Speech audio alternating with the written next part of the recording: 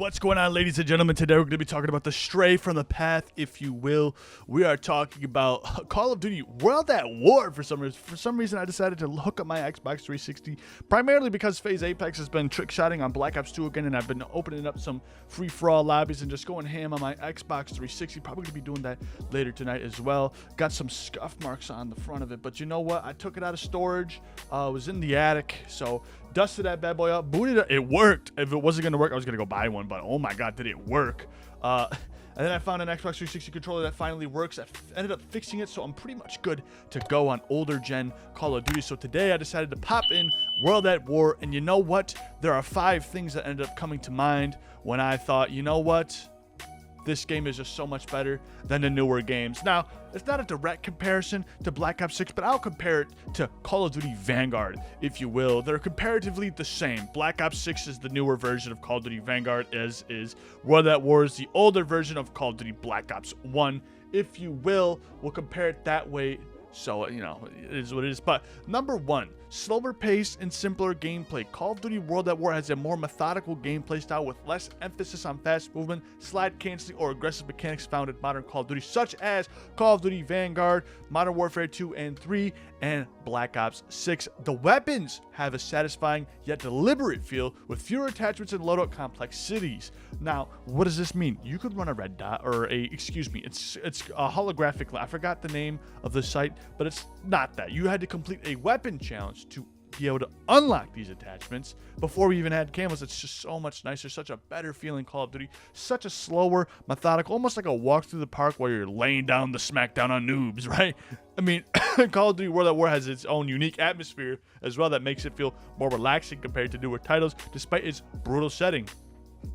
Number 2, grittier, war-torn aesthetic. The game visuals, sound design, and setting contribute to a sense of immersion without overwhelming the player with excessive visual clutter or UI elements. The muted colors, that gray, the brown, the blues, the historical settings, I'm talking about France, Nazi Germany, and Europe, and lack of flashy cosmetics create a more grounded and calming experience, if you will. I'm looking at a Japanese soldier across from me. Not a light up Buzz Lightyear, Ninja Turtle, whatever, right? I'm not looking at a Power Ranger coming and hucking through a wall and chucking nades, slide canceling, tack, reload, switching, quick scoping me, right?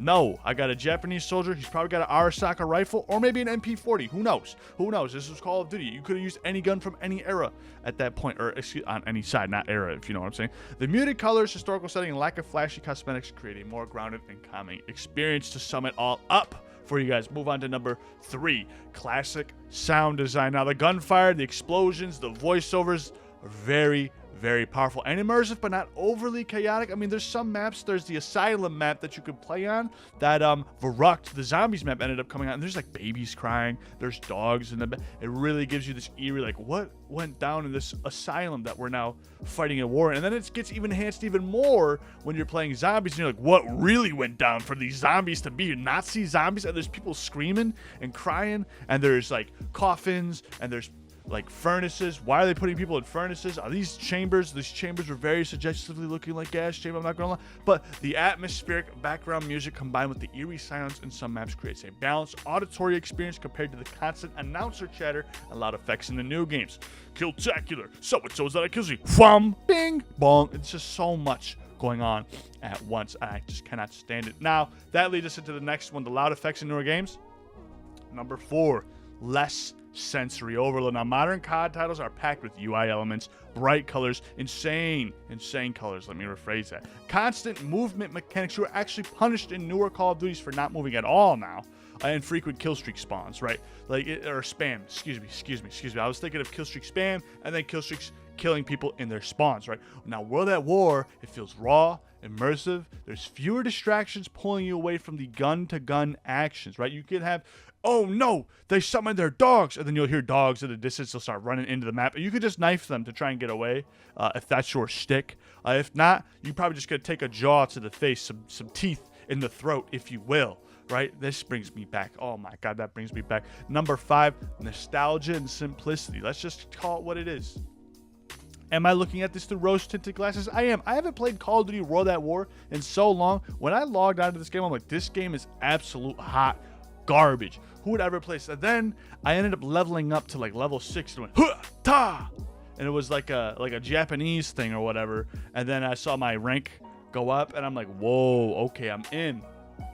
And I got in a few more gunfights. I'm like, I'm back.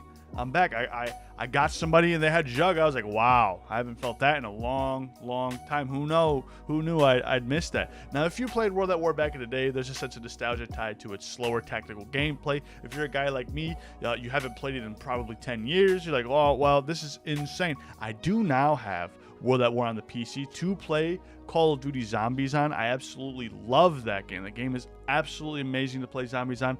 Custom zombies, if you will, was all the rage back then. And then they dropped the Black Ops 3 custom zombies tools. I mean, everybody was playing World at War custom zombies maps for the longest time. But I digress. Without skill-based matchmaking as well, being as aggressive, lobbies often feel more relaxed and unpredictable. You have no idea who's coming into that lobby. It's absolutely insane. But that is number 5, nostalgia and simplicity. It's ironic that one of the grittiest and most violent Call of Duty games could feel more calming than today's fast-paced, hyper-stimulating entries.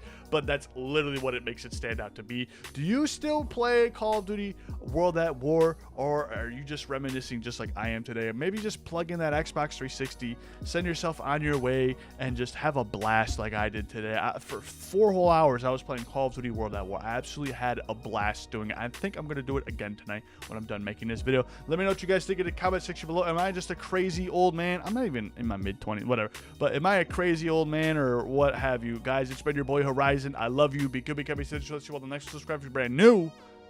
And I'm out of here.